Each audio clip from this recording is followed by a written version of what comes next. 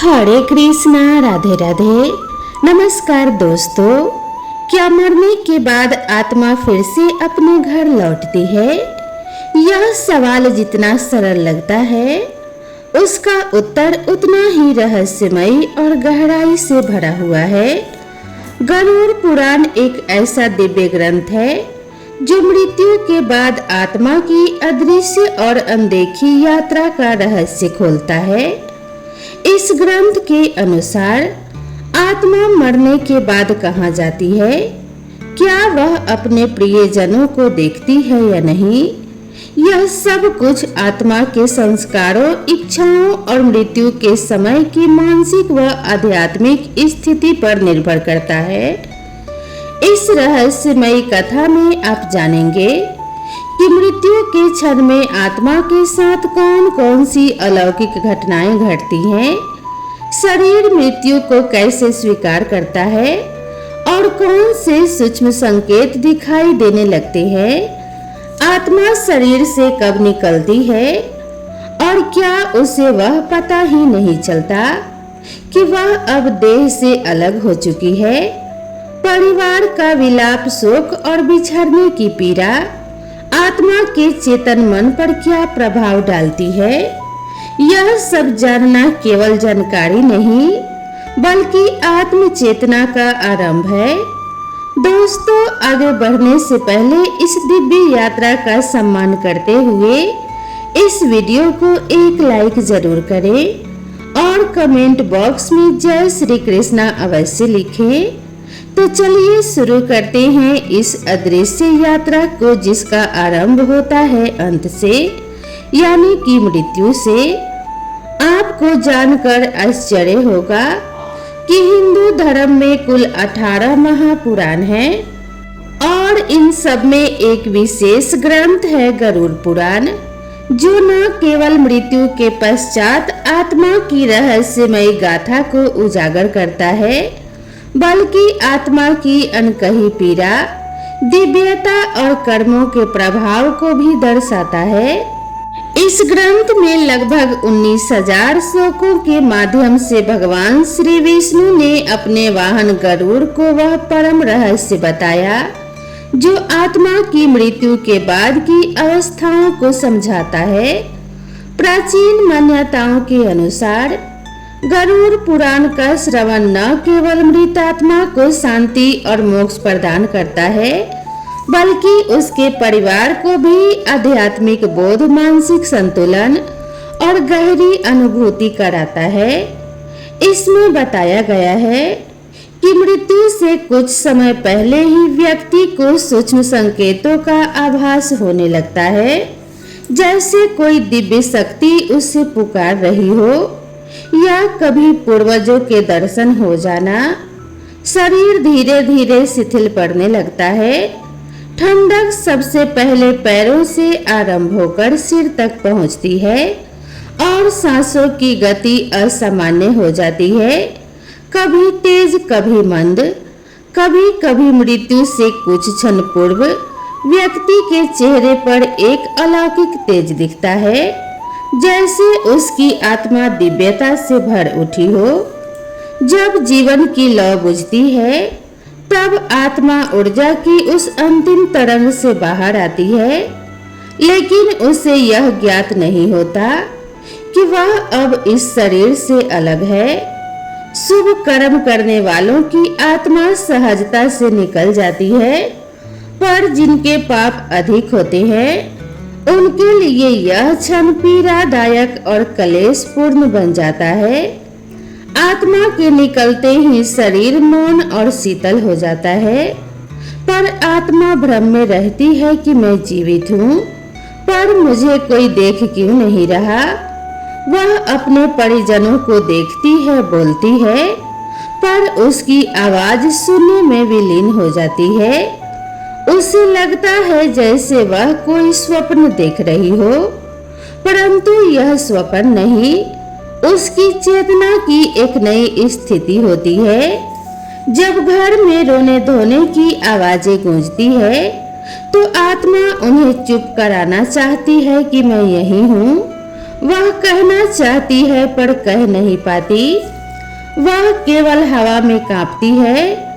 कुछ आत्माएं बेचैन हो जाती है, पीड़ा में तड़पती है और वे हवाओं को हिलाने लगती है।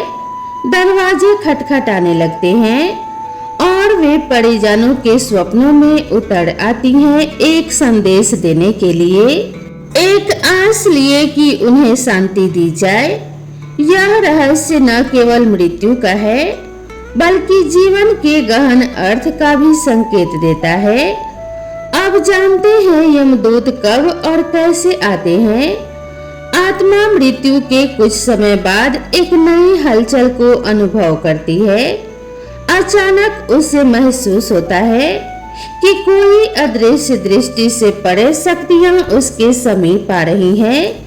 यदि आत्मा पुण्यवान हो तो उज्जवल तेजोमय देवदूत उसे सम्मान पूर्वक स्वर्ग की ओर ले जाते हैं, परंतु यदि उसके कर्म अंधकारमय रहे हों तो भयंकर यमदूत आते हैं जो उसे पकड़कर चीखों और भय के मध्य नरक की दिशा में ले जाते हैं।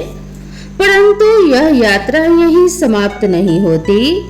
सबसे पहले आत्मा को उसके संपूर्ण जीवन का दर्पण दिखाया जाता है। हर पुण्य कर्म उसकी चेतना में संतोष और प्रकाश की लौ जलाता है, वहीं हर पाप कर्म उससे डर और पश्चाताप से भर देता है। यमदूत धीरे से कहते हैं, अब तुम्हारा समय इस लोक में समाप्त हुआ। दोस्तों, अब आइए जानते हैं वह रहस्य जो आत्मा मृत्यु के बाद 13 दिनों तक अनुभव करती है। गरुड़ पुराण कहता है कि मृत्यु के बाद भी 13 दिनों तक इसी लोक में आत्मा रहती है, लेकिन वह स्थिति सामान्य नहीं होती। वह एक गहन और अदृश्य यात्रा का आरंभ होता है। पहले 3 दिन भ्रम, मोह और अज्ञान का समय होता है। आत्मा अपनी मृत्यु को स्वीकार नहीं करती।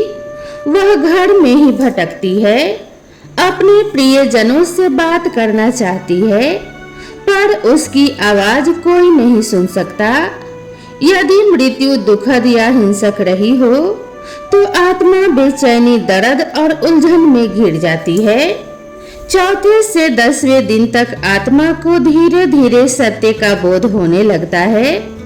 उसे महसूस होता है कि वह अब शरीर का हिस्सा नहीं रही।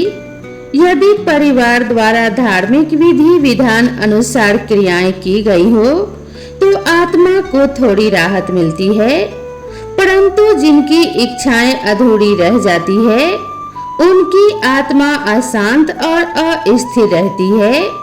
11वें से 13वें दिन तक आत्मा के लिए विदाई का समय आता है। पिंडदान और श्राद्ध उसके अगले लोक के द्वार खोलते हैं।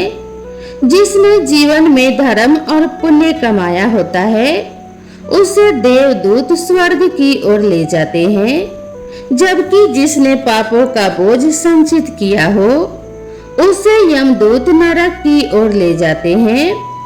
अब जानते हैं कि आत्मा कैसे देती है संकेत। जब कोई आत्मा मोह में बंधी होती है तो वह रहस्यमय इशारे छोड़ती है, जैसे सपनों में आना, घर में अदृश्य सुगंध फैलाना, बिजली का अपने आप जलना बुझना, अचानक ठंडी हवा का बहना। ये सब आत्मा की मौन पुकार हो सकते हैं।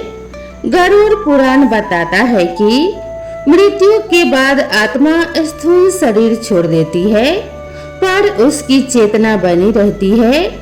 वह देख सकती है, सुन सकती है, पर कह नहीं सकती, क्योंकि अब उसके पास ध्वनि उत्पन्न करने वाले शारीरिक उपकरण नहीं होते।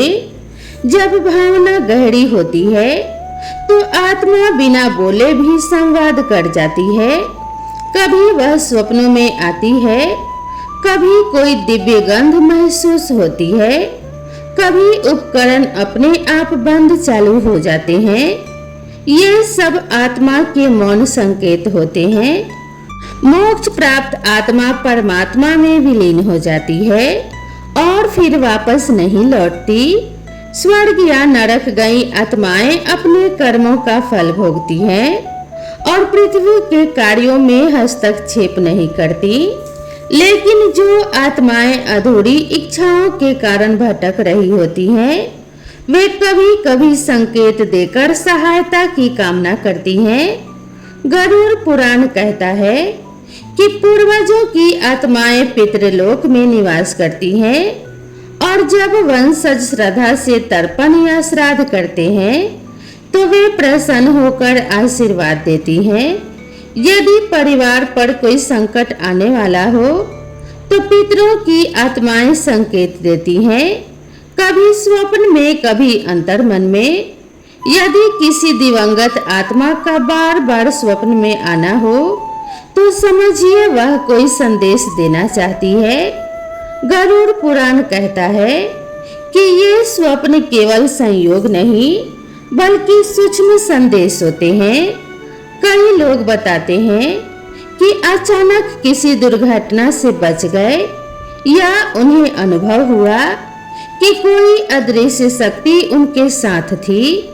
वह शक्ति संभवतः हमारे पूर्वजों की आत्मा होती है जो संकट के समय हमारी रक्षा करती है। जब घर में श्राद्ध, पिंडदान या धार्मिक पाठ होता है तो आत्माएं प्रसन्न होकर उस घर में सकारात्मक ऊर्जा भर देती हैं जो परिवार को मानसिक शांति, सुरक्षा और समृद्धि प्रदान करती हैं। आत्माएं कभी स्वप्न, कभी विचार, कभी आभास के माध्यम से हमारे निर्णयों को प्रभावित करती हैं। यह एक सूक्ष्म संवाद होता है जिसमें प्रेम, चेतावनी और आशीर्वाद छिपे होते हैं। आत्माओं को प्रसन्न करने के लिए हमें प्रत्येक वर्ष श्राद्ध और पिंडदान करना चाहिए। गरुड़ पुराण, पितृ स्तोत्र, महामृत्युंजय मंत्र का पाठ करें और जरूरतमंदों को भोजन एवं दान दें। इससे पितृ आत्माएं प्रसन्न होती हैं और अपने परिवार की रक्षा करती हैं। लेकिन जो आत्माएं अधूरी इच्छाओं में बंधी होती हैं, वे कभी कभी बाधक भी बन सकती हैं। उन्हें शांति देने के लिए विशेष पूजा, दान, मंत्र जाप आवश्यक होता है। दोस्तों, क्या कभी आपको लगा है कि जब जीवन में सब कुछ डगमगा रहा हो तब कोई अदृश्य शक्ति आपका मार्गदर्शन कर रही हो?